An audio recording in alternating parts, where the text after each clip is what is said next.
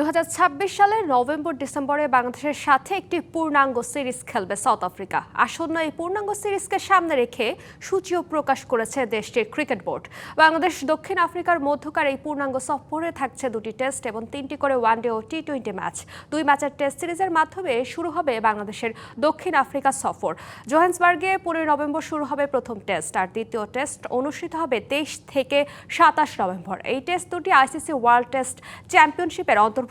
টেস্টের পর শুরু হবে 3 ম্যাচের ওয়ানডে সিরিজ। 1, 4 ও 7 নভেম্বর অনুষ্ঠিত হবে ম্যাচগুলো। এরপর 10 থেকে 13 ডিসেম্বর 3 ম্যাচের টি-20 সিরিজ খেলবে দুদল।